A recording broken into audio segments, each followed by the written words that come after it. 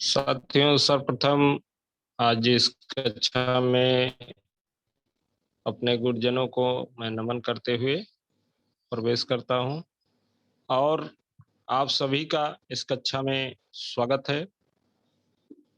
साथियों, कल हम लोगों ने इस सेकेंड सेमेस्टर की पहली क्लास शुरुआत की थी और इस कक्षा के माध्यम से हम लोगों ने चाइनीज एक्यूप्रेशर की डायग्नोसिस पे चर्चा शुरू की थी टेटाइस 7 के माध्यम से, जो आपके सिलेबस में बुक है।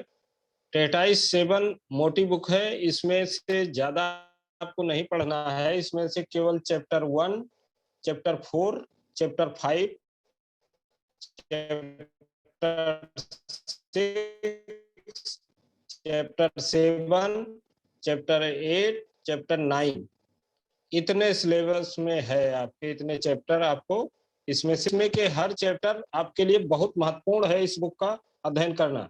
लेकिन इतने चैप्टर आप अगर इनको पढ़ लेंगे तो बाकी चीजें आपको पढ़ने से भी समझ में आने लगेगी कि हमें कैसे अपनी डायग्नोसिस बनानी है और कैसे टीसीएम में इलाज हमें देना है रोगी का। कल हम लोगों ने शुरुआत की थी कि कैसे इस पूरे सिस्टम के इसमें तो छोटी छोटी सी बातें आपको मिली थी। 4 चीजें आई थी जीवन द्रव्य के रूप में। पहला था कि, दूसरा था बॉडी फ्लूइड, तीसरा ब्लड, चौथा लाइफ एसेंस। कल हम लोगों ने इस जो टेटाइस 7 के माध्यम से और अपनी इस डायग्नोसिस को, टीसीएम की डायग्नोसिस को आगे रिपीट बढ़ाने का प्रयास किया। उसमें हमें 4 चीजों पे अध्ययन करना था। पहला की, दूसरा ब्लड, तीसरा बॉडी फ्लूइड, चौथा लाइफ एसेंस, जीवन सत्व। ये जो आपने फर्स्ट सेमेस्टर में पढ़े थे 5 एलिमेंट थ्योरी, सबसे पहले आपने करेस्पॉन्डेंस पढ़ा था, 5 एलिमेंट थ्योरी पढ़ी थी, फिर विभिन्न लॉ जो चाइनीज कंसेप्ट के थे और मेरेडियन सिस्टम आपने चाइनीज में पढ़ा था। वो एक बेसिक कंसेप्ट था कि आप वहां से इलाज शुरू कर सकते हैं। किसी भी रोगी को अगर आप इलाज के लिए सबसे पहले निरीक्षण के लिए देखें ना शुरू करें तो सबसे पहले आपको करेस्पॉन्डेंस पे जरूर ध्यान देना चाहिए, ये बताने का मतलब था। और करेस्पॉन्डेंस आपके सारी हथेली पे, ये हथेली पे फ्रंट और बैक में सारे ऑर्गन आपको मिल रहे थे। ये हथेली आपके शरीर जैसी बनी हुई थी और उस पर आप निर्धारित करके किसी भी, मान लीजिए किसी को लंग्स में दिक्कत थी, जैसा कि आप लोग पुराने स्टूडेंट हैं तो आपने देखा होगा कि ग्रुप में गया था, आदरणीय अग्रवाल साहब ने जोन में डिवीजन करके कोरोना काल में भी इस पे बहुत अच्छा रिस्पांस लोगों को दिखाया था, सामने रखा था। और जोन थेरेपी के नाम से इसको, हथेली को फ्रंट में 3 भागों में और वर्टिकली रूप से पीछे भी अनेक जोन में इसको डिवाइड किया था। और आपने अगर इसका उपयोग जिम्मी के माध्यम से, जैसे ये हमारी छोटी जिम्मी, किसी को भी लंग्स में अगर दिक्कत तो आपने जोन 1 में दबाव देना बता दिया। किसी को डाइजेस्टिव सिस्टम से प्रॉब्लम है, लीवर, स्टमक, स्प्लीन में कहीं दिक्कत है तो आपने जोन 2 में दबाने के लिए बता दिया करेस्पॉन्डेंस। किसी को नाभि से नीचे की अगर समस्या है तो आपने जोन 3 में बता दिया। अगर उसमें आपको ये लगता है कि ये न्यूरोजेनिक भी है, इसमें स्पाइन का भी रोल है, तो आपने पीछे के भी एरिया को आपने जिम्मी के माध्यम से दबाने को बता दिया। या ये जो आपकी एक रिंग AR2 है, मतलब हाथ की जो रिंग है, इसको बढ़िया से ऐसे ऐसे चलाने के लिए ये पीछे के जितने भी भाग हैं इन पे भी प्रेशर पड़ेगा हथेली पे, और आगे हथेली में भी सारे आर्गन पे ये रिंग से भी आप दबाव दे सकते हैं, हैंड रोलर से भी आप दबाव दे सकते हैं। अलग अलग नेचुरो मेडिसिन से आप इलाज सजेस्ट कर सकते हैं लोगों को। और किसी भी आकस्मिक स्थिति को आप इससे निपट सकते हैं। अगला सिस्टम था मेरिडियन सिस्टम। मेरिडियन में आप 5 एलिमेंट थ्योरी से संबंधित हर मेरिडियन पे उन बिंदुओं को आपने 5 सूप के पॉइंट के नाम से सुना था। एक ला था जो पहला 5 सूप पॉइंट का ला।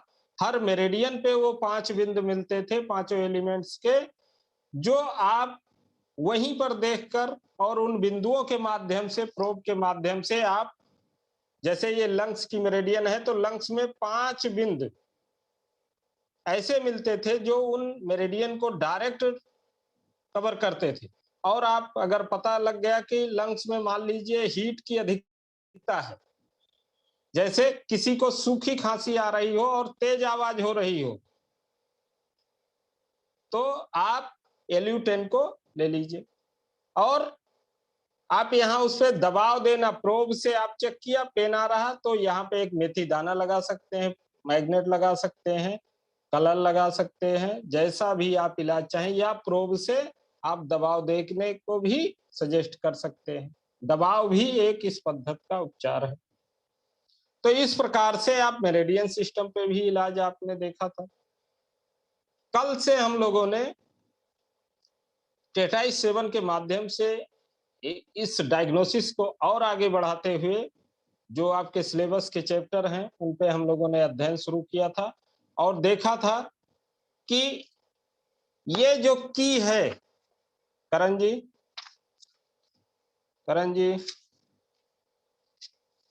जी करण, टेटाइस 7 का पेज नंबर जो है 12 लगा दीजिए। देखिए कल हम लोग इसमें की पर चर्चा किए थे, 12 क्या 10 लगाइएगा, पेज नंबर 10। और की को हम लोगों ने देखा था कि जहां भी ये इनबैलेंस हो जाएगी, असंतुलित हो जाएगी, वहां ये दिक्कत कर देती थी। और इसमें कुछ कविता के माध्यम से हम लोगों ने देखा था कि डकार हिचकी मिचली व मन, पतले दस्त जब होने लग जाएं, उल्टी चलने लगी की स्टमक की, ये तुमसे उपचार है चाहे। इस प्रकार से कई कविता के माध्यम से हम लोगों ने इसको देखा था कि अगर किसी को डकार और हिचकी मिचली ये सारी चीजें आ रही हैं और पतले दस्त हो रहे हैं तो हमें स्टमक की का इलाज देना है। इसके अलावा भी देखा था कि अगर कहीं शरीर से कोई पार्ट अपना स्थान छोड़ने लग जाए, जैसे किसी का गाल नीचे लटक रहा है, पेट नीचे लटक आ रहा है, किसी के गुदा बाहर निकल जा रहे हैं, अपने आप गुदा जो है, कभी कभी दबाव भी मत लगाइए, पतले मोशन होते रहते तब भी वो स्थान छोड़ देता है। कभी कभी जो है मोशन इतना हार्ड हो जाता है कि लोग प्रेशर लगाते हैं और गुदा बाहर हो जाता है। तो ये भी कारण की का ही है कि की इनबैलेंस हो जाती है और उसके कारण अंदर के आर्गन के पार्ट जो है अपना स्थान छोड़ने लगते हैं, तो हम उनका इलाज करते हैं। इसी प्रकार ब्लड इनबैलेंस अगर हो जाए, ब्लड को हम लोगों ने देखा था, ब्लड क्या है? रक्त शरीर को पोषण देता, रक्त शरीर को ताप देता, रक्त शरीर को ऑक्सीजन देता, रक्त रोग से रक्षा करता। मतलब ये सबसे महत्वपूर्ण पार्ट ये बॉडी का लग रहा है कि जो हर चीज से बचाव करता है, चाहे शरीर में कोई इंफेक्शन पनप रहा हो। हाँ, ये पेज नंबर 9 है और इस पे कल हम लोगों ने चर्चा की थी। थोड़ा सा चर्चा इसी को करते हुए आगे बढ़ जाएंगे। पेज नंबर 10 से कल है, कल छोड़ा था, आज वहां से शुरू करेंगे। तो ये जो है ब्लड जो है हर जगह सारी सूचनाएं पहुंचाने का काम करता है, हर जगह पोषक तत्व नरिशमेंट जो हमारे बॉडी को मिलते हैं उनको भेजने का काम करता है और ऑक्सीजन भी इसी के माध्यम से हर जगह पहुंचती रहती है हमारे शरीर में। इस प्रकार से ब्लड के भी कई रूप हम लोगों ने देखे कि शरीर के लिए सबसे महत्वपूर्ण है। बॉडी फ्लूइड इन बैलेंस, तीसरा है बॉडी फ्लूइड इन बैलेंस। अब बॉडी फ्लूइड क्या है, इस पे हम लोग देखेंगे। बॉडी फ्लूइड को तरल कहते, इसके होते अनेक रूप। पेज नंबर 10 पे है बॉडी फ्लूइड। इसके होते अनेक रूप, मल, पेशाब, लार, हार्मोन आदि होते इसके सैकड़ों रूप। मतलब ये सैकड़ों रूप में आपके मल, मूत्र, पसीना आदि के रूप में आपके शरीर में मिलता है। और इसकी लिस्ट एक दी गई है कुछ चीजों की, उसको देख के आप समझ सकते हैं। जैसे मल, मूत्र, पसीना, लार, आंसू, लसिका, मस्तिष्क, निर्द्रोह, वायु, शुक्राणु, अंडाणु, हार्मोन्स, रसायन, संध तरल, कान का मैल, स्तन दुग्ध, आंव, कफ, जल, रक्त, मासिक स्राव, विटामिन और तत्व, मिनरल, ये सारे चीजें क्या हैं, बॉडी फ्लूइड हैं शरीर। इनके भी असंतुलन होने से, इनके असंतुलन होने से भी दिक्कत शरीर में हो जाती है। कैसी दिक्कत हो जाती, कहीं घट जाता कभी तरल, कहीं बढ़ जाता कभी तरल, घट जाए तो ड्राइनेस होती, बढ़ जाए तो ओडिमा होता। मतलब ये अगर घट जाएगा कहीं आपके शरीर में, तो आप देखते होंगे कि कभी कभी हमारे स्किन जो है ड्राई हो जाते हैं, एकदम ड्राइनेस हो जाती है और स्किन फटने लगती है। तो हम देख के समझ सकते हैं कि ये बॉडी फ्लूइड की कमी है हमारे शरीर में। और कभी कभी इसके बढ़ जाने से क्या है, शरीर में सूजन आने लगती है अलग अलग जगह पे। कभी पेट में बढ़ जाएगा तो क्या होगा, एसाइटिस नामक बीमारी हो जाएगी, जिसको जलोदर बोलते हैं। पैरों में अगर बढ़ गया एंकल ज्वाइंट पे, तो यहाँ तक कि लोग पहचान करते हैं कि किडनी में कहीं कोई दिक्कत आ रही है। तो अलग अलग जगह पे अलग अलग प्रकार से इसकी रुकावट हो सकती है और अलग अलग डिजीज की पहचान इसके रुकने से समझ में आ सकती है। कभी रिटेंशन हो इसका हो जाता, कभी इनकंटिनेंस इसका हो जाता, कभी पेलगम में ये बन जाता, मतलब कभी कभी ये बलगम भी बन जाता है, कभी सेमी सॉलिड फ्लूइड बन जाता, कभी मेरिडियन में ये अवरुद्ध हो जाता, कभी हृदय आदि में ये फंस जाता। देखिए ये क्या है कि एक प्रकार का तरल है, आपके शरीर में प्रवाहित होता रहता है। लेकिन अगर जब ये कहीं, ये कभी बलगम के रूप में बनने लगेगा, आपके शरीर में कोई विकार आएगा, कभी ये कहीं जमाव कर सकता है। कभी कभी आपने देखा है आर्टरी और वेन्स एकदम जो है जाम कर देता है। ये क्या है, ये बॉडी फ्लूइड है। जब इनमें एनर्जी का बदलाव हो जाता है तो ये रुकने लगते हैं, जमने लगते हैं, अलग अलग रूप में दिखने लगते हैं। कहाँ घटा है, कहाँ बढ़ा है, कहाँ स्वेलिंग रूप में प्रकट हुआ है, कहाँ अवरुद्ध है, कहाँ फंसा है, कहाँ पेलगम रूप में प्रकट हुआ है, कहाँ पर क्लॉट रूप में ये बना है, कहाँ पर गांठ रूप में ये बना है, कहाँ पर स्टोन रूप में ये बना है, कहाँ पर अर्थराइटिस बन ये प्रकट हुआ है, कहाँ गाउट बन करके ये फंसा हुआ है, कहाँ पर रिटेंशन इसका हुआ है, कहाँ पर इनकंटिनेंस इसका हुआ है। निदान करो तुम इसका पहले, उपचार करो तुम इसके बाद। आगे एक चैप्टर है बॉडी फ्लूइड का, तो हम लोग उस पर और विस्तृत चर्चा और इलाज के साथ इस पर बात करेंगे। अभी तो मोटा मोटा यहाँ देखें हम लोग कि बॉडी फ्लूइड क्या है और इसमें क्या क्या घटित हो सकता है। अब है लाइफ एसेंस, जीवन सत्व। ये क्या है, 3 प्रकार का होता जीवन सत्व। जन्मजात जीवन सत्व, जग में प्राप्त जीवन सत्व, किडनी का जीवन सत्व। ये 3 तरीके का होता है। पहले बनती तकदीरें, फिर बनते हैं शरीर, जैसे जिसने कर्म किए थे वैसे बनी तकदीर। जन्मजात जीवन सत को हम कहते हैं तकदीर। जितने दिन का जीवन सत मिला उतने दिन चलता है शरीर। ये सारा कुछ पहले निश्चित हो जाता है और शरीर हमें पता नहीं रहता, बाकी ऊपर वाले ने जो बनाया है उसको सब मालूम है कि ये कितने दिन के लिए इस संरचना का निर्माण हो रहा है, और उतना ही लाइफ एसेंस आपके शरीर में रहता है, चलता है। आगे देखें, गिन के सांसें हैं मिलती, गिन के धड़कनें हैं मिलती, गिनकर घड़ियां जीवन की मिलती, नाप कर जीवन सत मिलता। जीवन सत बढ़ नहीं सकता पर परिष्कृत ये हो सकता है। देखिए, लोग कहते हैं कि खान पान रहन सहन आचार विहार अगर आप संयमित रखेंगे तो आपका जीवन शुद्ध होगा, सही होगा। तो वही है, जीवन सत बढ़ नहीं सकता पर परिष्कृत हो सकता है।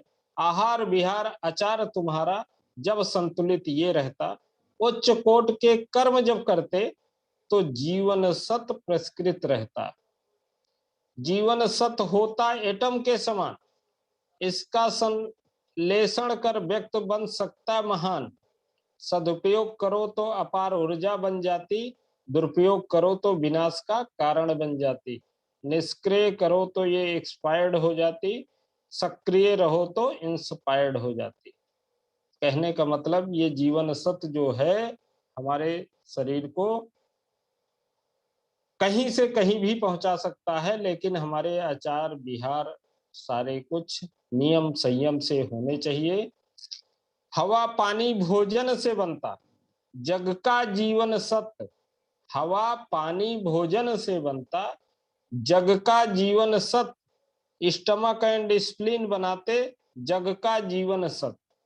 मतलब जैसे नेचर में क्या है, हवा पानी और भोजन हमारे शरीर के लिए सबसे आवश्यक है, वैसे हमारे शरीर में ये स्टमक और स्प्लीन की कार्य क्षमता भी बहुत आवश्यक है। अगर इनमें कोई विकार आ गया तो हमारा पाचन सही नहीं होगा। और शुरुआत हमारी इसी आर्गन से होती है कि सबसे पहले हम जो खाए पिएंगे वो अच्छा से अच्छा हो तो हमारे शरीर के लिए भी वो सुपाच्य होगा और हमारा शरीर उसके हिसाब से कार्य कर सकता है। वही कहा गया, जैसे खाएं अन्न वैसा बनता मन। जन्मजात जीवन सत और जग में प्राप्त जीवन सत, ये दोनों मिलकर बनाते किडनी का जीवन सत। मतलब जो किडनी का जीवन सत है वो दोनों है, चाहे वो जन्मजात हो या जो आप यहाँ खा पी रहे हैं उससे मिलने वाली ऊर्जा हो, उससे ये बनता है। किडनी में ये स्टोर रहता, 8 ईओबी में ये बहता है। ईओबी क्या है? ये 8 एक्स्ट्रा ऑर्डिनरी वेसल है। जब आप और आगे क्लास में आएंगे 4th सेमेस्टर में तो चाइनीज विद्वानों ने जो ये कंसेप्शन 8 एक्स्ट्रा ऑर्डिनरी वेसल पे चर्चा की है उस पे आपके सिलेबस में है और ये विस्तृत उस समय आपको बताया जाएगा। अभिवृद्ध प्रजनन सख्त प्रोन्नत परिपक्वता ये देता।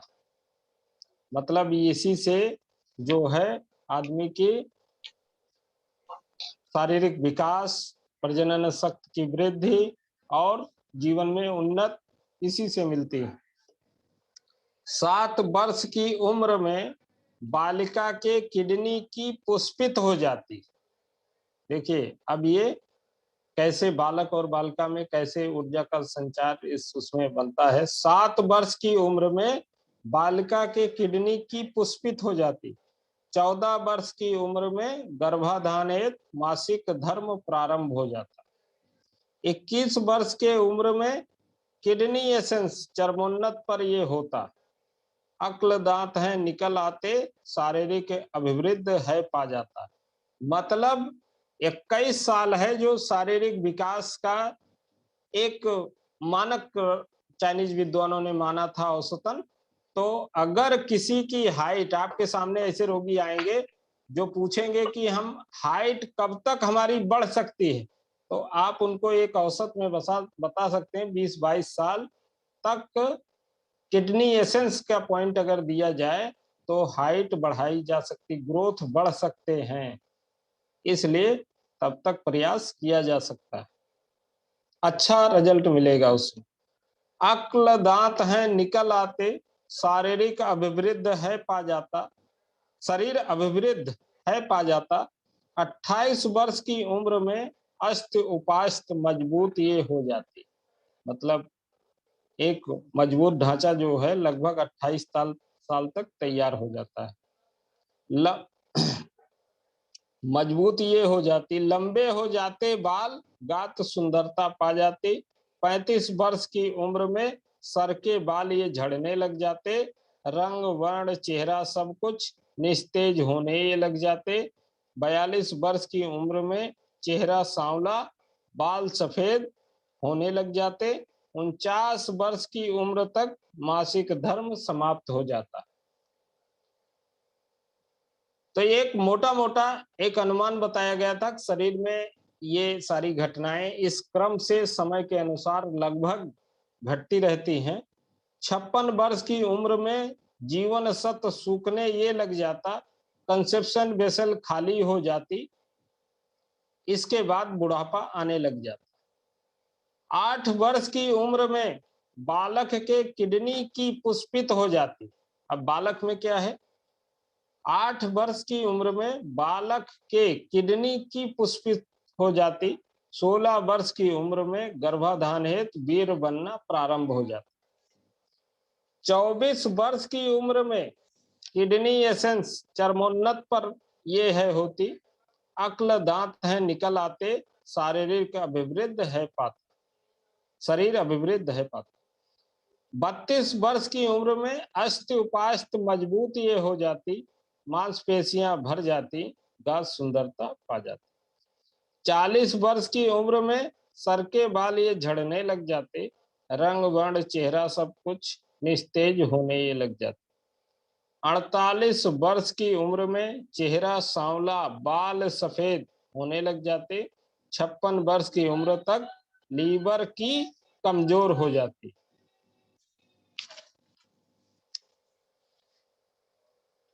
64 वर्ष की उम्र में जीवन सत्व सूखने लग जाते, बाल दांत गिरने लग जाते, बुढ़ापा आने लग जाता। उम्र के किस पड़ाव पर आया है तुम्हारे पास रोगी, जीवन सत्व की क्या है स्थिति, उसी अनुरूप चिकित्सा होगी। आपने देखा होगा एक 5 एलिमेंट चार्ट जो टेट्राइजोन में था, उसमें एक एज दी हुई है। एज का क्या मतलब है, अब समझ गए होंगे कि एक औसत एज बांटी गई है कि किस एज में कौन से आर्गन में ऊर्जा सबसे अधिक रहती है और उस समय कौन सा एलिमेंट्स पूरे शरीर के लिए सबसे ज्यादा जिम्मेदार होता है, और उसके सारे लक्षण पूरे उस 5 एलिमेंट चार्ट में दिए गए हैं। आपको जब जब मौका लगे तो उस चार्ट को जरूर बार बार पढ़ें।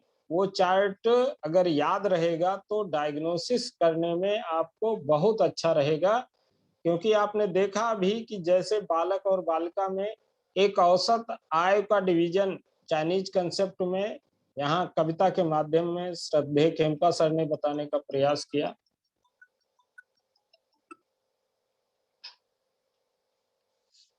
श्रद्धेय खेमका सर ने एक औसत रूप में यहाँ पे इसको कविता के रूप में रखा है, इसको जरूर आप पढ़ें, डायग्नोसिस के रूप में देखें। अब आगे है diagnosis of disease in Chinese acupuncture, page number 16।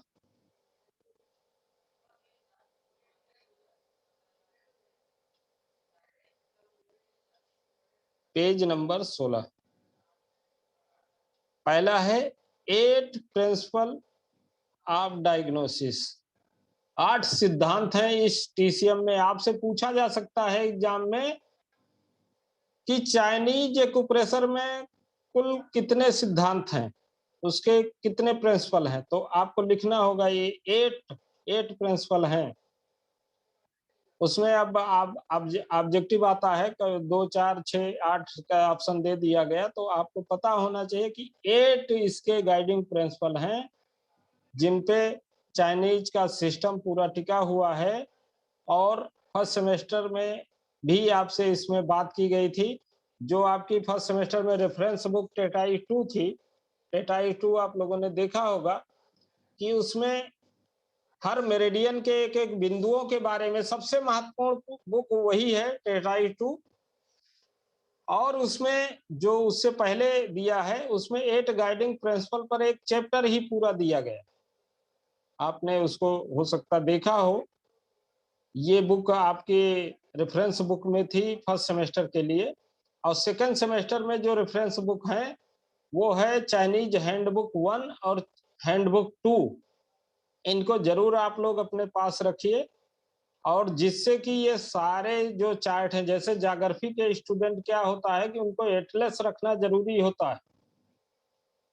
जिन विद्यार्थियों ने अगर ज्योग्राफी पढ़ी हो वो देखे होंगे कि एटलस बिना जो है ज्योग्राफी अधूरी रहती है।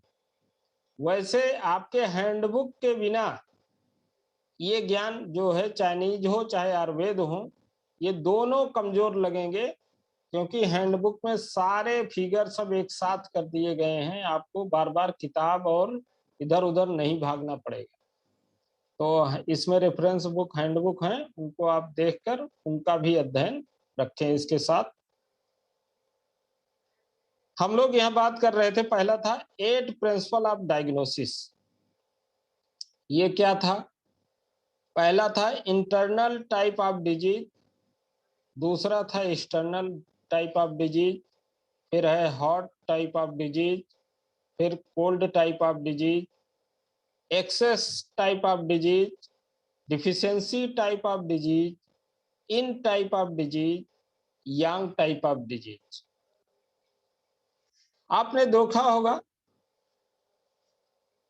हैंडबुक, चाइनीज हैंडबुक के बारे में हमने कहा था कि ये रेफरेंस बुक है आपके इस सेमेस्टर के। उसमें इनका भी आप लोग अध्ययन करते रहें, इसके साथ देखते रहें, मेरिडियन वगैरह को उस पे देखते चलें, कौन कौन से एक्स्ट्रा पॉइंट और कौन कौन से मेरिडियन के पॉइंट कहाँ कहाँ पढ़ रहे हैं, वो सब उस बुक में दिया गया।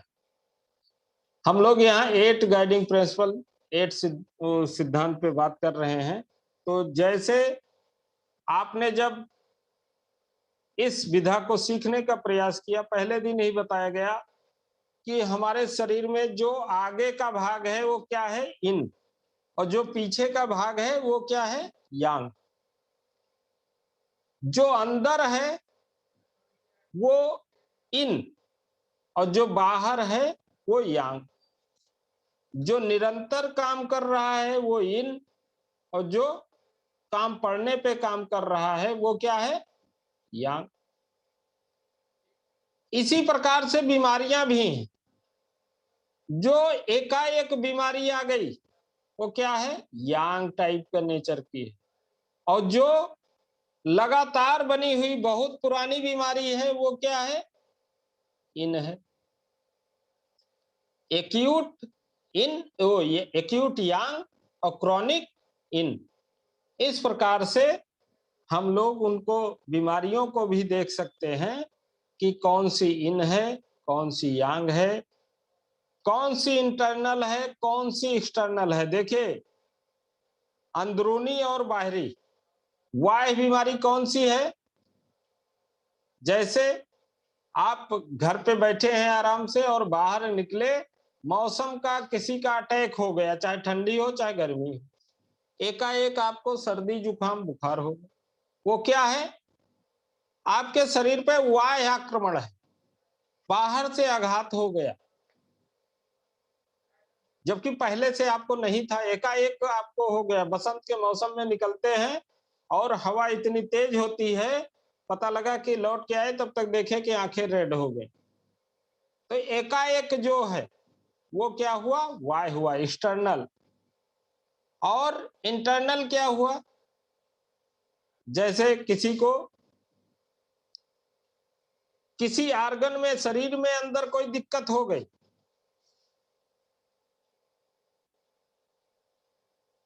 जो क्रॉनिक हो, धीरे धीरे करके वो लंबे समय से आ रही हो, वो इंटरनल डिजीज हो जाएगी, क्रॉनिक डिजीज हो जाएगी, इन टाइप की डिजीज हो जाएगी, और जो बाहर से आई वो यंग टाइप की डिजीज हो जाएंगी।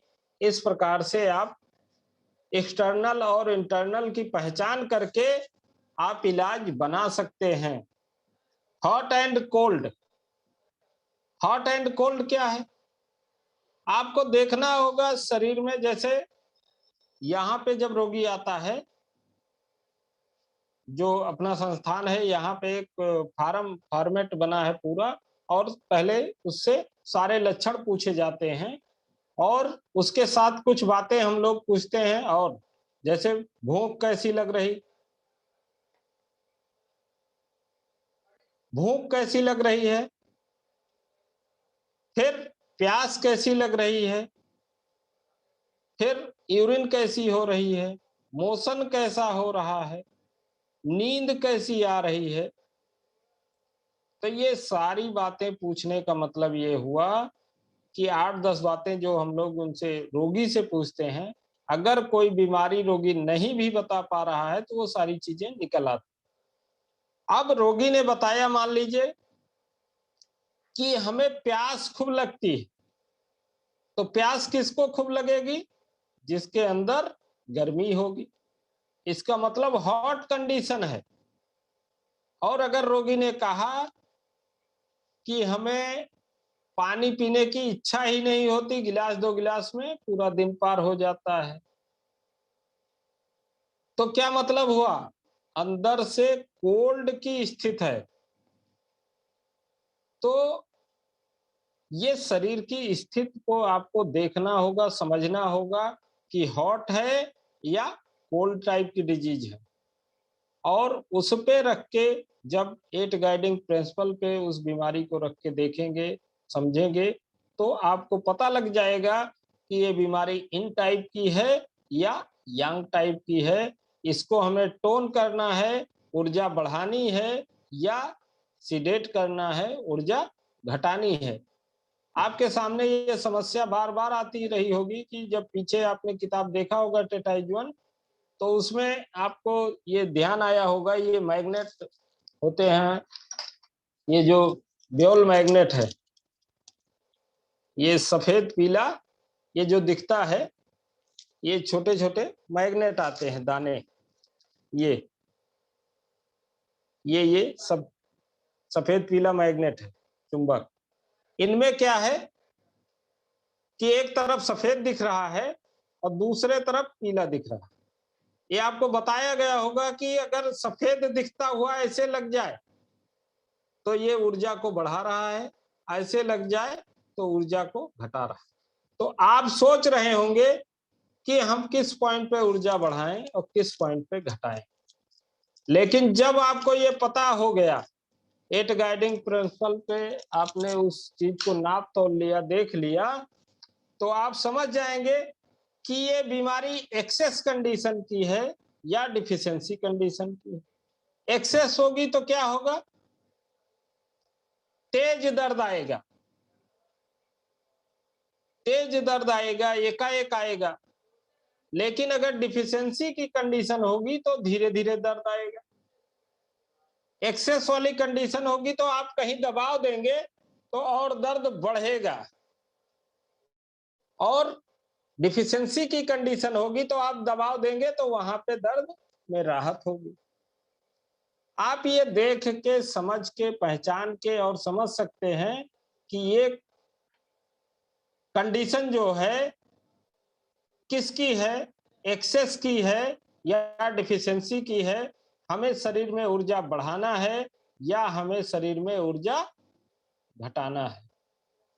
तो इस हिसाब से आप इस 8 गाइडिंग प्रिंसिपल के जो सिद्धांत हैं, external, internal, hot and cold, excess, deficiency, yin और यांग, इनके बारे में आप टेटाइज 2 के उस चैप्टर को खूब पढ़ के और खूब अच्छा अध्ययन कर लीजिए, जिससे आपको पता लग जाए कि हमें इसमें, उसमें खूब बीमारियों के नाम भी दिए गए हैं हम तो यहाँ छोटा मोटा एक दो उदाहरण से आपको समझा पा रहे हैं। वहां पे एक लिस्ट दी गई है, कौन से हॉट कंडीशन की डिजीज होंगी, कौन से कोल्ड कंडीशन की होंगी, कौन से इंटरनल की होंगी, कौन से एक्सटर्नल के होंगे, उनके क्या कारण होंगे, कौन सी एक्सेस है, कौन सी डिफिशियंसी है, कौन सी इन है, कौन सी यांग है। ये सारा कुछ आप और अच्छे से समझ पाएंगे। तो मौका लगे तो उसको जरूर पढ़िएगा। यहाँ पे मोटा मोटा हमने आपको समझाने का प्रयास किया। 4 way of diagnosis of disease, 4 मार्ग और हैं इस डायग्नोसिस को, टीसीएम को समझने के, बनाने के। पहला है डायग्नोसिस बाय लुकिंग, मतलब देखकर। क्या देखकर?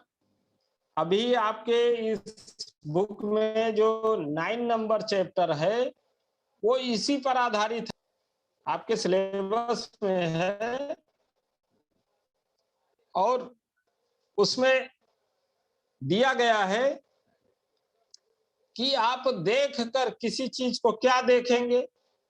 रोगी आया तो आप क्या देखेंगे? को देखेंगे। आपने देखा होगा कि जितने भी आदमी आज तक आपको मिले होंगे, उनका शरीर की बनावट जो है अलग अलग, हर आदमी, कोई छोटा कोई लंबा, कोई मोटा कोई पतला, ऐसे तो है। तो वो क्या इंगित करता है? वो ये बताता है कि कौन सी ऊर्जा की अधिकता है शरीर में और कौन सी ऊर्जा की कमी है। कोई रोगी आएगा, वो बोलेगा कि हमारा शरीर अभी हाल में साल 6 महीने में कमजोर हो गया। कोई बोलेगा कि साल 6 महीने में हमारा शरीर खूब बढ़ गया, बहुत मोटे हो गए। तो ये सारा कुछ आपको देखना होगा कि आपका शरीर क्यों, किस ऊर्जा की कमी के कारण घट जाता है, किस ऊर्जा की अधिकता के कारण बढ़ जाता है। आपको वो सारी 6 ऊर्जाओं पे टेट्राइजोन में खूब चर्चा की गई है। कौन कौन सी ऊर्जा है? Wind, heat, hotness, humidity, dryness और कोल्डनेस। एलिमेंट्स कौन कौन से थे? कितने एलिमेंट्स है ये पूछा जाएगा एग्जाम में, अभी भी पूछा जा सकता है। कितने एलिमेंट्स हैं, कितनी ऊर्जाएं हैं, कितनी एनर्जी है? तो आप लिख सकते हैं कि 5 एलिमेंट और 6 ऊर्जाएं। फायर में दो ऊर्जा मिलती है, हीट और हॉटनेस। इसको भूलिएगा मत, याद रखिएगा। तो ये बहुत महत्वपूर्ण भाग है आपके डायग्नोसिस का कि आप देख के शरीर का। और आगे 9 नंबर चैप्टर पे जब हम लोग आएंगे तो इस पे और बृहद चर्चा करेंगे कि क्या क्या देखना है, कैसे कैसे लक्षण वो रोगी बताएगा, तो आप इस ऊर्जा को बैलेंस करें। दूसरा है diagnosis bye hearing and smelling, सुनकर या सूंघकर। सुनकर, क्या सुनेंगे और क्या सूंघेंगे? देखिए, आपके जो सेंस ऑर्गन हैं वो कौन कौन से? ये नाक, आंख, कान, जिह्वा, ये सब क्या है? सेंस ऑर्गन है। और ये कहाँ लगाए गए हैं? आपके ब्रेन के पास, क्योंकि इसका डायरेक्ट कनेक्शन ब्रेन को मिल जाए। इसमें स्पाइन का कहीं माध्यम नहीं दिया गया। स्पाइन का माध्यम देने का मतलब यह हुआ कि कभी भी कहीं अवरोध आ सकता है, लेकिन ये ब्रेन के पास होने के कारण ये बहुत तीव्र सूचना ब्रेन को दे पाते हैं। तो कान से आप जो सुनेंगे वो क्या सुनेंगे? कोई आएगा बहुत धीरे धीरे बोलेगा, कोई आएगा बहुत तेज बोलेगा, कोई आएगा जैसे गाना गा रहा हो उस लयबद्ध तरीके से बोलेगा। तो ये क्या हो गया, अलग अलग ऊर्जा की पहचान आपको कान ने बता दिया ब्रेन को कि ये ऊर्जा का व्यक्त है, इसमें ये गड़बड़ी हो सकती है। ये आपको देखना है, चाइनीज विद्वानों ने इसकी पूरी लिस्ट दे दी। आगे हम लोग 9 नंबर चैप्टर पर इसको देखेंगे क्या क्या सुन के आप कर सकते हैं। सूंघ के स्मेल कैसी होगी, आप देखते होंगे 5 एलिमेंट चार्ट पे ये स्मेल का एक कॉलम दिया हुआ है। पांचों एलिमेंट के लिए अलग अलग स्मेल है। और आपने देखा होगा अभी जो कोरोना काल था उसमें क्या होता था, यही एक पहचान सबसे बढ़िया बन गई थी कि अगर स्मेल ना आ रही हो तो समझ लीजिए कि इन्फेक्शन आ गया। कौन सा, कोरोना। सुना था ना। तो ये सारी चीजें जो हैं आप सुनकर और सूंघ कर भी पहचान सकते हैं कि शरीर में कौन सी ऊर्जा घट गई, कौन सी बढ़ गई। डायग्नोसिस बाय आस्किंग, पूछकर। क्या पूछेंगे, हमने अभी बताया था कि यहाँ रोगी आता है तो हम लोग सबसे पहले उससे पूछते हैं आपको भूख कैसी लग रही, आपको प्यास कैसी लग रही, आपको नींद कैसी आ रही है, अगर लेडीज रोगी है तो पीरियड कैसे हैं, मासिक, और गुस्सा कैसा आता है, यूरिन कैसी होती है, स्वभाव कैसा है। ये सारा कुछ पूछ के और फिर डायग्नोसिस निकाली जाती है। श्रद्धेय खेमका जी कहा करते थे कि अब हम लोग इतने रोगी देख चुके हैं कि आने वाले समय में हो सकता है कि चाइनीज कंसेप्ट के माध्यम से ऐसी डायग्नोसिस हम लोग अब निकाल लेंगे कि रोगी गेट से हॉस्पिटल के अंदर आएगा और उसको देखकर पर्चा बनने के पहले ही इलाज यहाँ लिख दिया जाए कि फला रोगी फला फला एनर्जी का कमी है, फला एनर्जी बढ़ी हुई है, कैसी, बाकी वो लक्षण अपने बताते रहे। आपने अभी पिछले कल की क्लास में देखा था कि उसमें बताया गया था कि एक्यूप्रेशर में इलाज किसका करते हैं हम लोग, की का, ऊर्जा का। ऊर्जा कम है या ऊर्जा बढ़ गई है, उसको देखकर उसका इलाज बड़े अच्छे ढंग से कर सकते हैं, समझ सकते हैं। डायग्नोसिस बाय फीलिंग, महसूस करके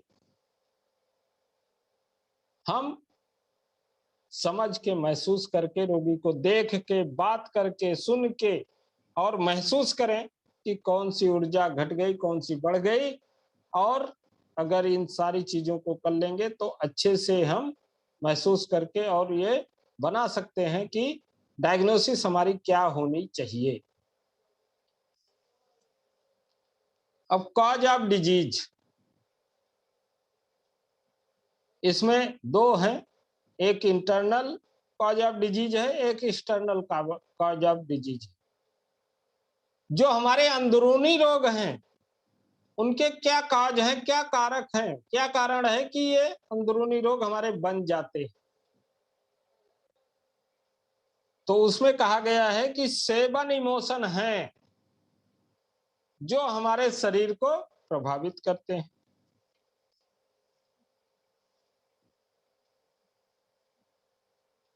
वो पहला कौन सा है, जॉय, आनंद। दूसरा क्रोध, उदासी, भय, भय जनित अकड़न जकड़न, शोक, प्रतिक्रिया का अतिरेक या अत्यधिक संवेदनशीलता।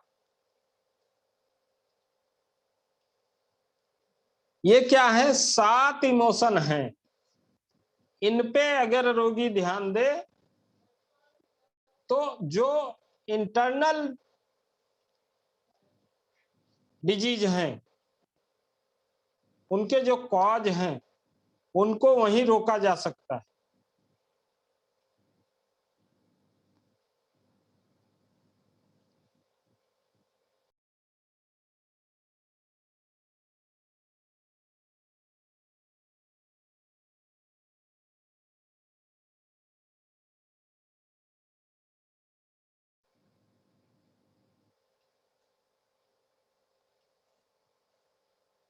हेलो।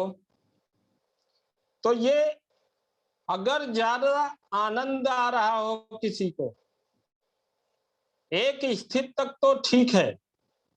अगर हर जगह देखिए, आप किसी से बात हो रही हो, बात हंसने लायक आ जाए, आनंददायक लायक आ जाए, आप खूब हंसिए, वो ठीक है। लेकिन बिना काम के भी हंसना अगर आपने शुरू रखा, तो क्या होगा कि आप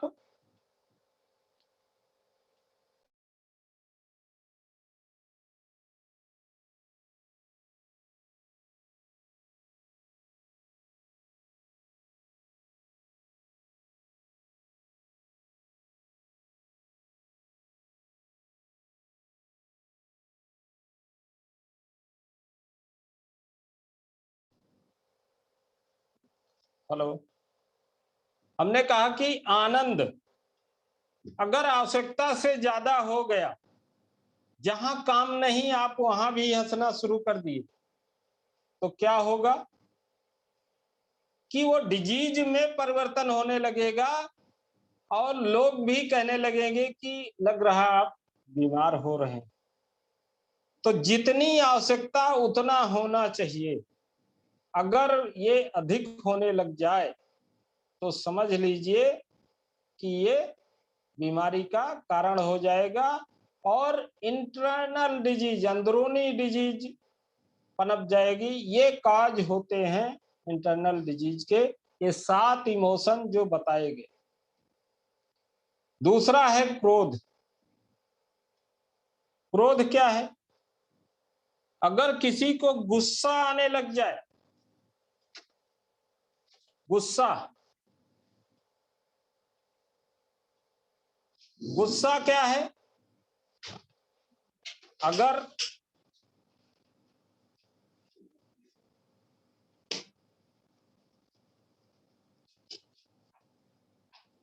गुस्सा जो है, अगर कोई निरंतर क्रोधित रहने लग जाए, तो क्या होगा कि वो भी एक डिजीज में परिवर्तन हो जाएगा। अब आपको ही देखना है कि वो कौन सी और कैसी डिजीज है। देखिए, गुस्सा कहां से, लोग कहते नहीं कि अगर ज्यादा क्रोध करेंगे तो ये किस आर्गन की गड़बड़ी हो जाएगी? लीवर और गॉल ब्लैडर। अगर कोई रोगी आए, हमने कहा ना कि अगर रोगी आता है तो हम लोग पूछते हैं स्वभाव कैसा है, और उसने लिखा दिया कि हमें गुस्सा आता है, तो इसका मतलब कि लीवर गॉल ब्लैडर का रोगी है, वुड टाइप की डिजीज है। एनर्जी क्या है? विंड। एकाएक बात पे नाराज हो जाएगा। और अगर कोई कहता है कि हमेशा ये हंसते रहते हैं, हमेशा आनंद में रहते हैं, कोई भी दिक्कत हो, तो वो कौन सा आर्गन है? हार्ट और स्मॉल इंटेस्टाइन इन्वॉल्व होंगे।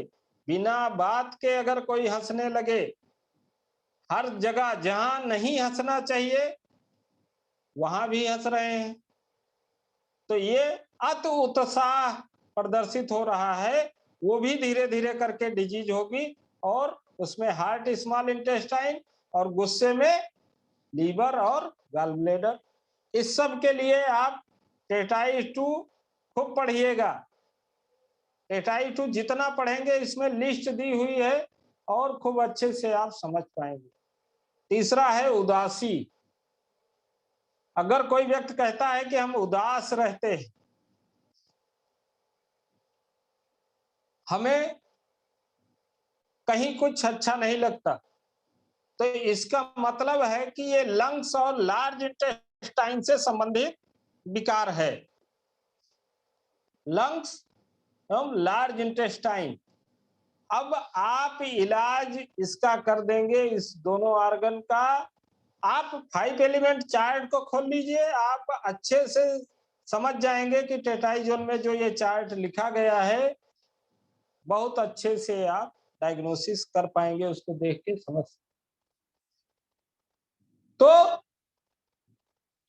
ये जो है जितने भी इमोशन हैं, 7 इमोशन, इनको आप देख कर और डायग्नोसिस बना के अच्छा इलाज आप रोगी को दे सकते हैं, लाभ दे सकते हैं। अगला है भय। कोई आके बोलता है कि हर जगह डर लगी रहती, भय लगता है हमें, बात बात पे भय लगता है। तो भय, डर अगर जिसने बता दिया तो समझ लीजिए इलाज किसका करना है आपको, किडनी और यूबी का। अब आप डायग्नोसिस पढ़ रहे हैं तो डायग्नोसिस में रोगी की बात सुनते ही उससे पहले आपका प्रोटोकॉल तैयार हो जाना चाहिए कि हमें इलाज कहाँ देना है और कौन से पॉइंट पे देना है। अब आप आगे सेकेंड सेमेस्टर की क्लास में आ गए हैं, तो अब आप बेसिक में नहीं हैं, अब आप रोगी को देखें और लाभ दें जिससे आपका सीखना सफल हो सके। तो किडनी और यूबी का इलाज देंगे तो भय का इलाज आप कर सकते हैं, और सारी चीजें इसके साथ जो जुड़ी हुई और अनेक प्रॉब्लम होंगी वो भी अपने आप ठीक हो जाएंगी। अगला है भय जनित जकड़न। भय जनित जकड़न हो जाए, इसमें क्या होगा, इसमें भी लीवर गॉल ब्लैडर इन्वॉल्व हो जाता है, ये और उसके आगे का क्रम है।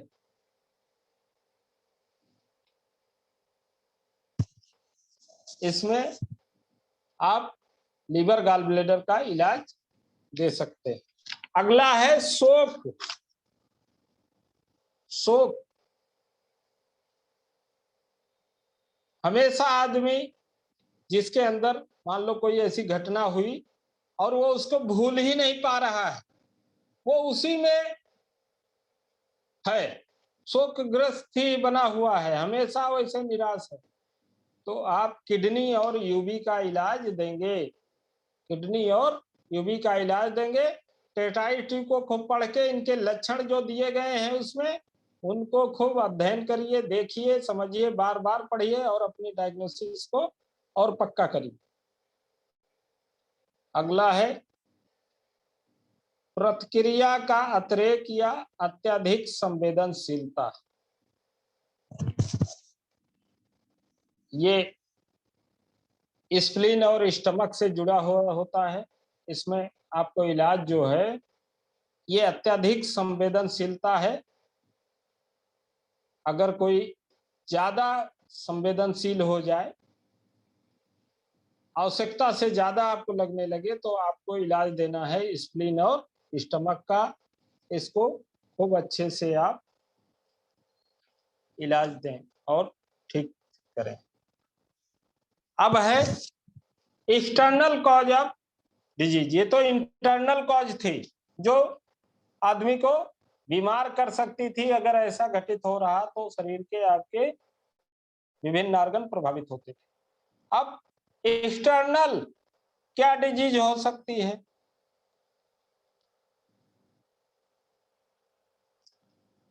वीक कॉन्स्टिट्यूशन हो सकता है, मतलब शरीर की बनावट जो है वो कमजोर हो सकती है। Excess sexual activity, overwork, diet के कारण, infection, worms and parasites, poison and chemical के कारण हो सकती है। चोट लगने से भी हो सकती है ऐसा, और रॉन्ग ट्रीटमेंट से, गलत इलाज ले लेने से भी एक्सटर्नल कॉज हो सकता है आपकी बीमारी का, रोग का। अगला है internal and external pathogenic factor causing disease. ये 6 एक्सेस है। इसके जो इंटरनल और एक्सटर्नल ये पैथोजेनिक फैक्टर कॉज हैं डिजीज के, उनके इंटरनल पैथोजेनिक फैक्टर क्या है, internal wind type of disease होगी। इसमें क्या होगा, इंटरनल विंड टाइप की होगी तो क्या होगा?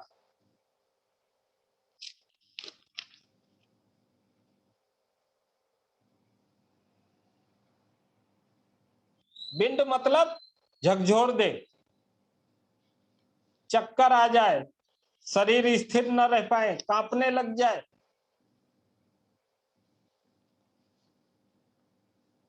या internal cold type of disease होंगी,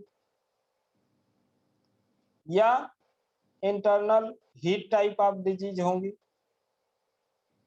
इंटरनल कोल्ड होगी तो क्या होगा? पानी पीने की इच्छा नहीं होगी, अंदर सब ठंडा रहेगा। और हीट टाइप का होगा तो क्या होगा? हमेशा लगेगा कि अंदर गरम गरम लहरें चल रही।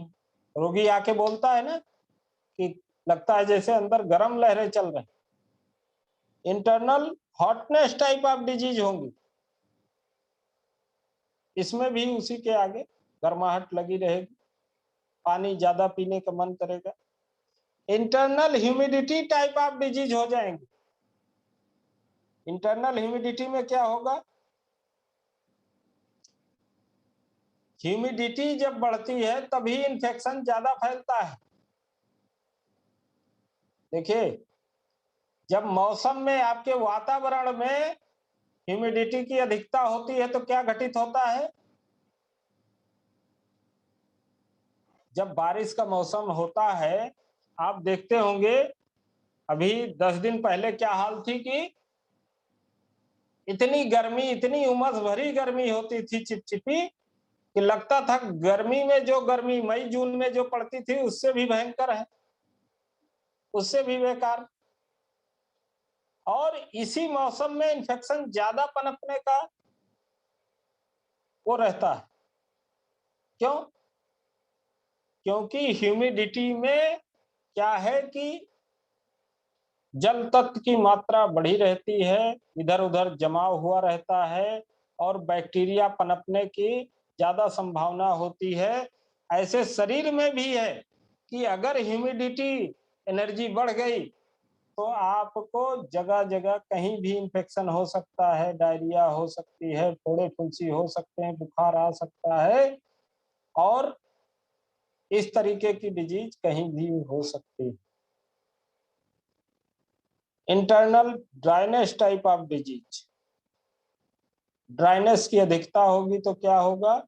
आपकी स्किन खुरदरी होने लग जाएगी और सब रूखा रूखा होने लगेगा, और इसके साथ अनेक लक्षण मिलेंगे।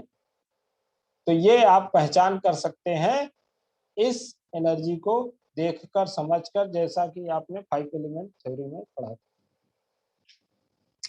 ऐसे है external pathogenic cause factor. External, बाहर भी जब ये बढ़ जाते हैं नेचर में तो भी इनका हमारे शरीर पे प्रभाव पड़ता है। जैसे external wind type of disease, आप बसंत के मौसम में एकाएक हवा बढ़ी है और आप घर से निकल पड़े, पता लगा कि आपके आंखें रेड हो गई, हवा का प्रकोप हो गया। उसमें कौन से आर्गन होते हैं इन्वॉल्व? आंखों में जब वो होता है तो लीवर और गॉल ब्लैडर। और विंड के आर्गन कौन कौन से हैं? आप देखें, विंड एनर्जी के आर्गन कौन कौन से हैं? लीवर और गॉल ब्लैडर। तो बाहरी मौसम का जो भी आपके शरीर पे, चाहे वो विंड का हो, चाहे हीट का हो, चाहे हॉटनेस, चाहे ह्यूमिडिटी, चाहे ड्राइनेस या कोल्डनेस का, उनका भी इफेक्ट आपके शरीर पर पड़ता है। समझ में आ रही बातें या तेजी से हम आगे बढ़ जा रहे हैं? इस पे टेटाइस 2 को भी साथ में लेके खूब पढ़ाई करिएगा तो अच्छे से ये सारी चीजें आपको समझ में और आ जाएंगी। और इस पे जो क्वेश्चन आपके असाइनमेंट में हो उनको भी खूब लिखिएगा, और एग्जाम में भी आपको खूब मदद मिलेगी। ये सब अगर अच्छे से आपको तैयार रहेगा। अब है तीसरा, type of imbalance in the human body.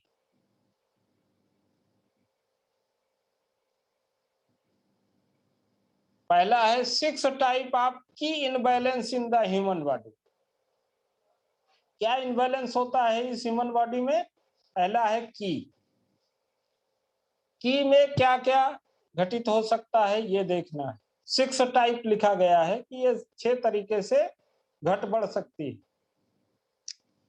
की डिफिशियंसी हो सकती है, कमी हो सकती है, की कमी हो सकती है। जैसा कि हम लोग कविता में पढ़े कि अगर की डिफिशियंसी होगी तो क्या होगा?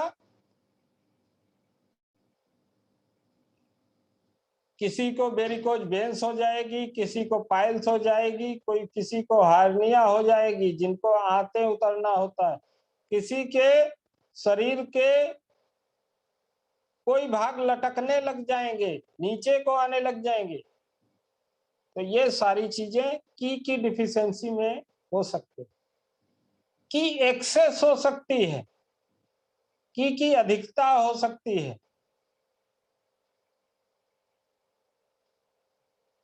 अब आपने देखा होगा कि लीवर की अटैकिंग स्प्लीन, जब लीवर की ऊर्जा स्प्लीन पे भी अटैक कर देती थी, बढ़ जाती थी, तो क्या होता था? पतले दस्त होने लगते थे। तो आगे हम लोग जब की वाले चैप्टर पे आएंगे तो इस पे और अच्छे से चर्चा की गई है, अलग अलग लक्षण आएंगे और उनको हम लोग देखेंगे। यहाँ तो दिया गया है केवल कि कितने टाइप के इनबैलेंस हो सकते हैं, वो हम लोग प्रयास कर रहे हैं। कि सिंकिंग हो जाएगी, मतलब अत्यधिक कमी हो जाए। कैसे कमी हो सकती? एक तो है कमजोरी लगना, और एक है इतनी ज्यादा कमजोरी लगना कि आदमी को उठना बैठना ही दिक्कत करने लगे। जैसे एकाएक गिर जाना। आप देखेंगे उसमें एक आगे उदाहरण मिलेगा कि कोई आदमी मान लीजिए बाथरूम में गया और मोशन के लिए बैठा, तब तक तो वो ठीक था, और मोशन हो गया उसके बाद लग रहा वो उठ ही नहीं पा रहा है, इतनी कमजोरी आ गई। तो क्या घटित हो गया कि पहले ठीक था, चल फिर के गया, और एकाएक वहां पे इतनी कमजोरी हो गई कि वो उठ ही नहीं सकता, इतनी कमजोरी हो गई। वो है की सिंकिंग, एकाएक कम हो जाना। की स्टैग्नेशन, स्टैग्नेशन ऑफ डिजीज, मतलब कहीं ऊर्जा की रुकावट हो जाए। आपने देखा था ना कि लीवर में या लीवर की ऊर्जा या कहीं की भी ऊर्जा अगर स्टैग्नेट कर जाए, रुक जाए, तो भी वहां पे वो प्रॉब्लम क्रिएट कर सकती है।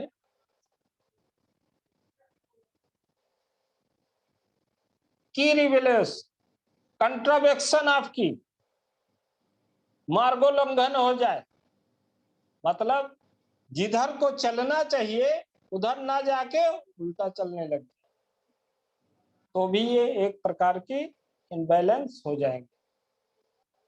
अगला है disharmony in the dynamics and pathology of की ट्रांसफॉर्मेशन एंड रिलेटेड डिजीज, मतलब ये कि जब विध्वंसक हो जाए, इतनी बढ़ जाए कि एकाएक कहीं पे अनावश्यक वो गड़बड़ी कर बैठे, तो इस रूप में तो वही दिया गया है। 6 तरीके से ये ऊर्जा इनबैलेंस हो सकती है। अगला है 4 टाइप ऑफ ब्लड इनबैलेंस हो सकता है। ये आगे हम लोग ब्लड के चैप्टर पे इसको खूब अच्छे से देखेंगे कि 4 तरीके से ये ब्लड है जो इसमें इनबैलेंस हो सकता है। और वो 4 तरीके कौन कौन से हैं? Deficiency of blood type of disease, blood की कमी, रक्त की कमी होके क्या क्या रोग आएंगे, इन पे हम लोग चर्चा करेंगे। रक्त की कमी हो जाती है तो क्या होता है? एनीमिक जब लोग हो जाते, कमजोरी आ जाती है, शरीर कमजोर हो जाता है। और अनेक रोग भी इसके साथ हो सकते हैं। स्टेसिस ऑफ ब्लड हो सकता है, ब्लड की रुकावट हो सकती है कहीं पर। आपने देखा होगा कि पीछे हम लोग कविता के माध्यम से देखे थे कि अगर लीवर में ब्लड की रुकावट हो गई तो क्या होगा, मासिक धर्म दर्दीला हो जाएगा। अगर किसी को, लेडी को पेन आ रहा हो पीरियड में, तो स्टेसिस ऑफ ब्लड का इलाज दे दीजिए। हीट इन ब्लड, ब्लड में जब गर्मी बढ़ जाए तो क्या होगा, लोग कहते नहीं इनके ब्लड में गर्मी बढ़ गई, मतलब गुस्सा अधिक आएगा। अलग अलग देखेंगे शरीर पे दाग धब्बे आने लगेंगे, मतलब आर्टरी जो है अपने आप अंदर फट जाएगी और परफ्यूरा जैसा आपके स्किन पर दिखने लगेगा, छोटे छोटे वो पड़ने लगेंगे, ब्लड के लाल लाल नीले नीले धब्बे आने लगेंगे। Loss of blood type of disease होंगी, जब ब्लड आपके कहीं से भी एकाएक शरीर से बाहर निकल जाए, जैसे पाइल्स से, नाक से, मुंह से, कहीं से भी अपने आप ब्लड अगर ज्यादा निकल गया तो उसका भी शरीर पर प्रभाव पड़ता है। तो ये 4 प्रकार के इम्बैलेंस ब्लड से संबंधित हो सकते। 7 टाइप, अगला है 7 type of body fluid imbalance हो सकता है। इस ह्यूमन बॉडी में, मानव शरीर में 7 तरीके से बॉडी फ्लूइड का इम्बैलेंस हो सकता है।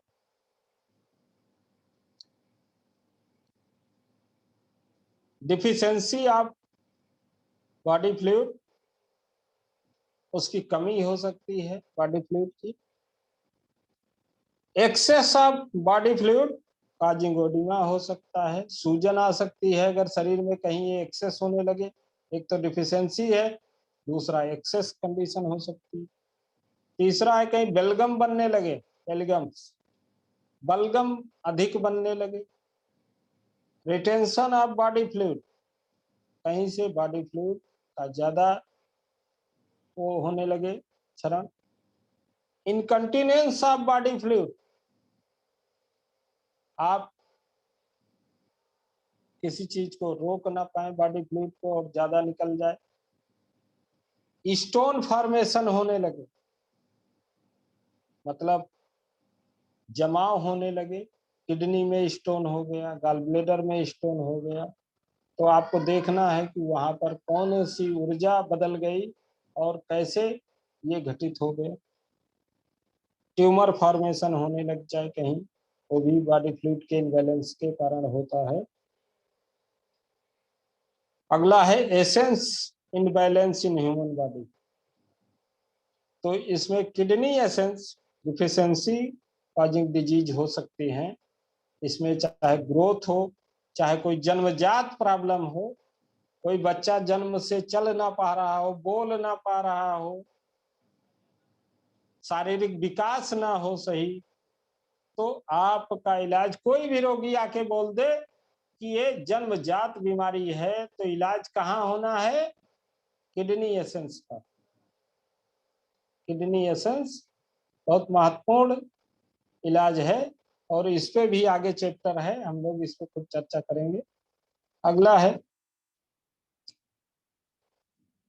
Various stage of disease. अब ये क्या है, 6 लॉन्ग ब्यूल स्टेज ऑफ डिजीज हो सकती है।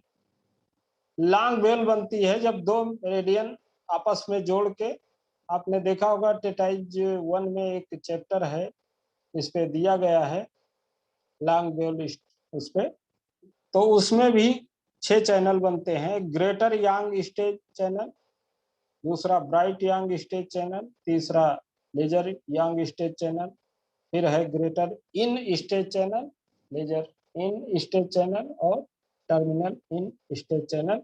इसी प्रकार से 2-2 के क्रम बन जाते हैं, उनके नाम ये दिए गए। 4 levels of disease, deficiency defensive की लेवल ऑफ डिजीज हो सकती हैं। डिफेंसिव मतलब जो आपके प्रतिरोधक क्षमता है उसमें ऐसा की कमी हो सकती है। की लेवल ऑफ डिजीज हो सकती है, ऊर्जा में की डिफिशियंसी हो सकती है।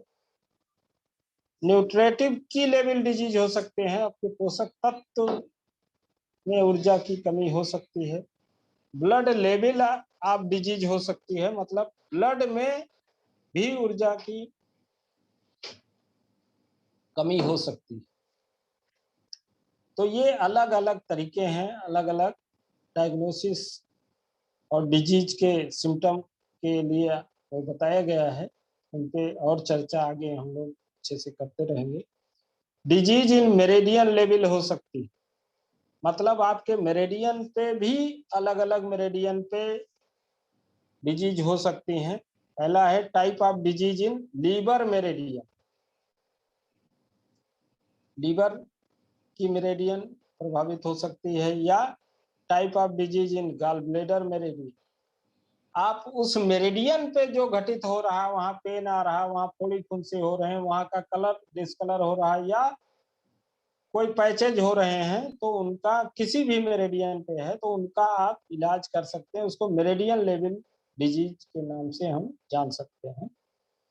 Type of disease in heart meridian level, type of disease in small intestine meridian level, type of disease in pericardium, ऐसे triple warmer, spleen, stomach, spleen, large intestine, kidney, मतलब जितने मेरिडियन हैं उनके भी अपनी डिजीज हो सकती हैं, ऐसा घटित हो सकता है।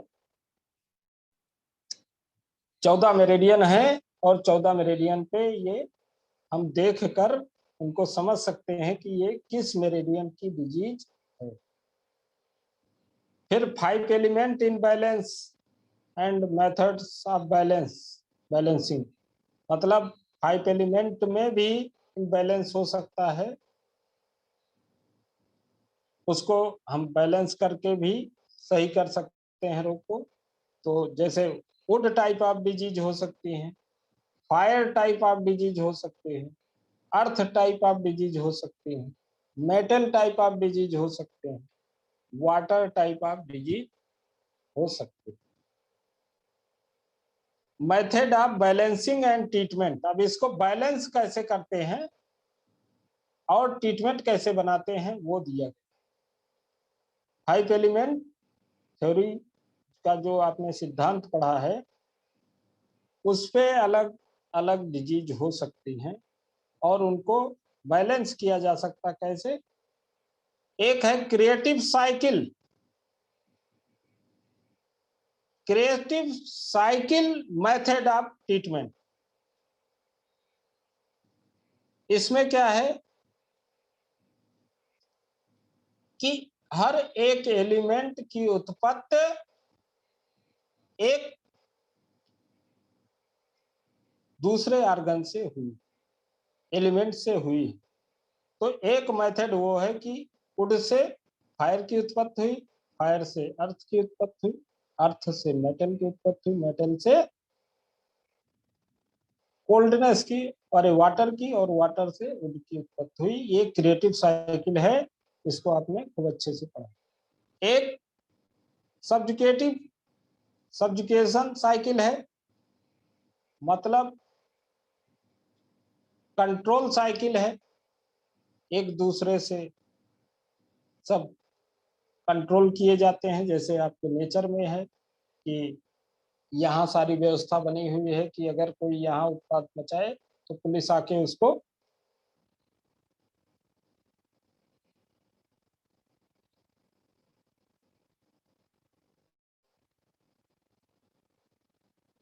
एंटी क्रिएटिव साइकिल है, मतलब जैसे क्रिएशन होता है वैसे एंटी क्रिएशन है, उल्टा एक साइकिल बनती है।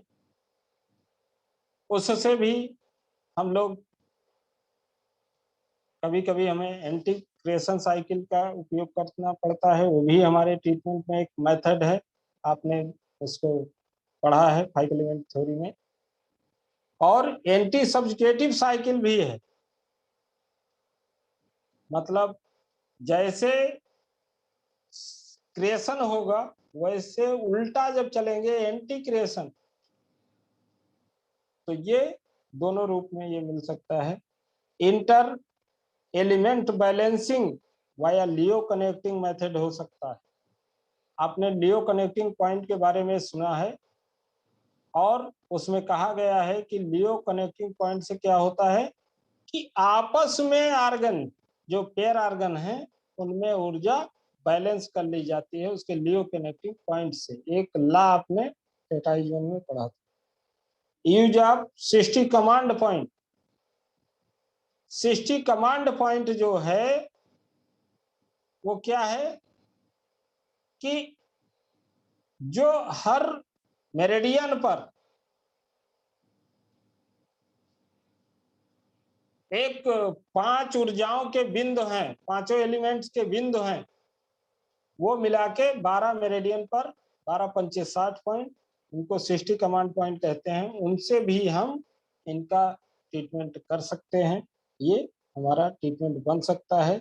आर्गन सोर्स पॉइंट से ट्रीटमेंट बन सकता है, जी क्लेफ्ट पॉइंट से ट्रीटमेंट हम कर सकते हैं, फ्रंट सू पॉइंट और बैक सू पॉइंट से। ये अनेक मेथड जो हैं ट्रीटमेंट के आपके हो सकते हैं।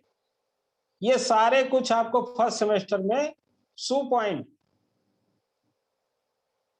पॉइंट है, जी क्लेफ्ट पॉइंट है, इनके ला टेटाइजोन में दिए गए हैं। इनको आप और रिपीट कर लीजिएगा, और टाइम मिलेगा तो हम लोग भी इन पे विभिन्न चीजों पे और चर्चा आगे करेंगे समय समय रहते हुए। ये मेथड दिया गया कि इतने तरीके से ये ट्रीटमेंट बनाया जा सकता है। अब है डिजीज इन ऑर्गन लेवल। ये ऑर्गन लेवल से भी डिजीज हो सकती हैं। जितने भी ऑर्गन हमारे बॉडी में दिए गए हैं, heart, small intestine, pericardium, triple warmer, spleen, stomach, lungs, large intestine, kidney, urinary bladder, liver type of disease, gall bladder type of disease, ये सारे जो हैं ऑर्गन लेवल पर भी हमारे डिजीज हो सकती हैं।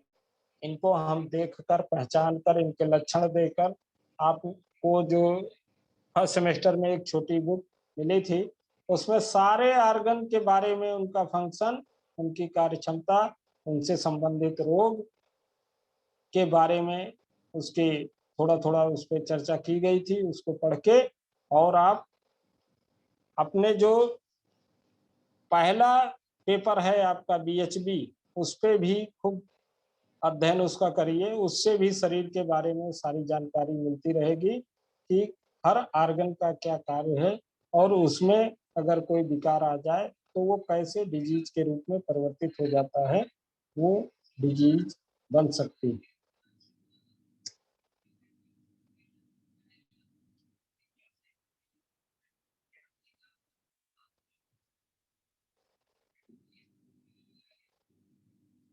करण जी, करण जी,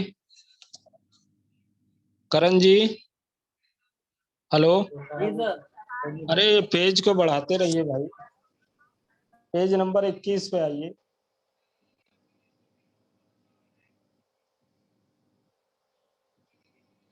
अगला है type of disease in eight extraordinary vessel. जो अभी पीछे आपको एक शब्द मिला था ईओबी का,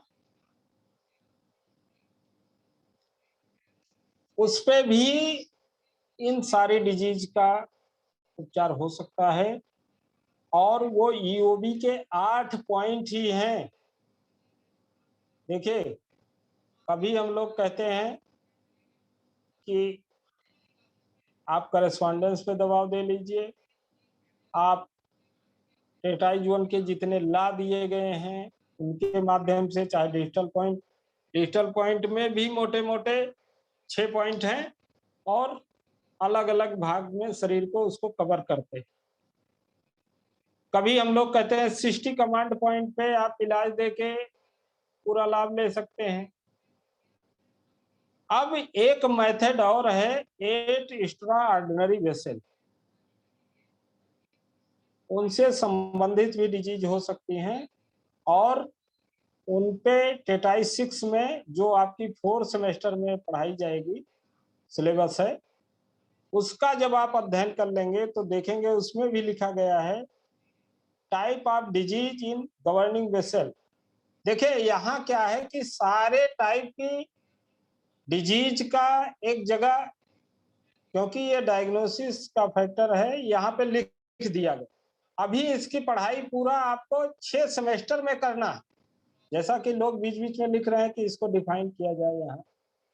यहाँ अगर उसको डिफाइन करने लगे, क्योंकि वो आपके बुक में पूरा अभी एक साथ नहीं है, आपके सिलेबस में धीरे धीरे वो आता रहेगा, उसको हम लोग अलग अलग जगह पे डिफाइन करते रहेंगे, नहीं तो यही वो भारी लगने लगेगा और आप कहेंगे कि सेकंड सेमेस्टर के बाद अब थर्ड सेमेस्टर में रिवीजन नहीं लेंगे, क्योंकि ये बहुत लेंदी सब्जेक्ट हो गए।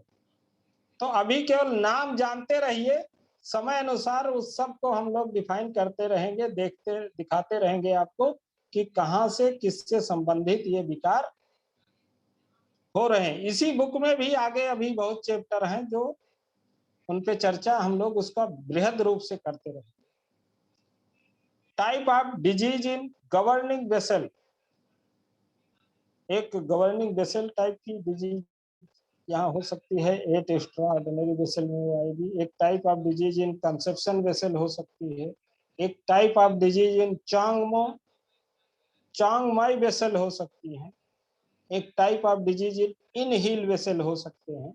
ये कुछ चाइनीज नेम है, उनके पॉइंट्स अलग अलग आपको इन्हीं बिंदुओं में से जो आपके चाइनीज में आपने पढ़े हैं, उन्हीं बिंदुओं में से 8 बिंदु बताए जाएंगे कि ये गवर्निंग वेसल का पॉइंट है, ये कंसेप्शन वेसल का है, ये चांगमाई का है, ये इन हील वेसल का है, या type of disease in regulating vessel, type of disease in dai mai vessel, type of disease in yang heel vessel, type of disease in yang regulating vessel. मतलब ये करके आपको 8 बिंदु मिलेंगे और अलग अलग वो पूरे शरीर को भी आपके कवर करते हैं। और आप देखेंगे कि 2 पॉइंट का उसमें कॉम्बिनेशन रहता है और वो सारा सिस्टम आपको पढ़ा दिया जाएगा। 2 पॉइंट लगा के भी आप इलाज पूरे शरीर का कर पाएंगे। यहाँ तक कि एक एक क्रॉनिक प्रॉब्लम का इलाज इनसे भी 8 एक्स्ट्रा ऑर्डिनरी वेसल से हो सकता है। अभी तो हम लोग ये दिखाने का प्रयास कर रहे हैं कि आपके पैथी में है क्या क्या चीज और कितना बृहद है ये स्वरूप, जहां से आप डायग्नोसिस बना सकते हैं और इसको पकड़ सकते हैं। कई एंगल हैं, कई तरह से आप सोच सकते हैं और इलाज कर सकते हैं। These are the basis fundamentals of the traditional Chinese acupuncture which a therapist must study in detail and gain a command and mastery over the same before। मतलब कहने का ये है कि ये सारी चीज अगर आप जब जान जाएंगे, मतलब 6 सेमेस्टर का कोर्स जब आप पूरा करेंगे स्पर्श का, तो आप इन सारी बातों को समझ पाएंगे, जान पाएंगे और अच्छे से इस पूरी गूढ़ विद्या को सीख जाएंगे कि अब हम टीसीएम के मास्टर हो गए। इसीलिए लास्ट सेमेस्टर जो 5-6 है वो मास्टर एडवांस डिप्लोमा आपके लिए निर्धारित किया गया है कि वो दोनों सेमेस्टर जब आप पढ़ेंगे तब समझिए कि एक्यूप्रेशर का एमए कर लिए, मास्टर कोर्स कर लिए, ये है। तो इस प्रकार से हम लोग ये समझेंगे और आगे के 2 और 3 चैप्टर आपके सिलेबस में नहीं है, मतलब इन यांग और 5 एलिमेंट थ्योरी पे है दोनों चैप्टर। ये चैप्टर हमको अपनी जानकारी के लिए, तो आपको टाइम मिले तो जरूर पढ़ना चाहिए, लेकिन आपके कोर्स में इनसे क्वेश्चन नहीं है। हम लोग चौथे चैप्टर पे अगले हफ्ते सैटरडे को पुनः इसी टाइम पे मिलेंगे और उन पे फिर से चर्चा करेंगे, देखेंगे, समझेंगे। और आज ये चैप्टर यहीं पर ये पहला समाप्त हो रहा है, तो हम लोग बहुत आगे अभी नहीं बढ़ेंगे। आप जैसे जैसे इनमें और पॉइंट भी आने लगेंगे तो हम लोग यहाँ प्रैक्टिकल के रूप में भी आपको उन पॉइंट को थोड़ा सा समय देके लोकेट करने का सिखाएंगे, समझाएंगे। बाकी तो ये थ्योरी की क्लास अभी जब तक ये बेसिक कंसेप्ट है तो हम लोग इसी प्रकार से चलते रहेंगे। तो साथियों, आज की क्लास यहीं समाप्त होती है इस हफ्ते। सैटरडे को हम लोग फिर से पुनः इसी क्रम को आगे बढ़ाते हैं टोटाई 7 में। धन्यवाद।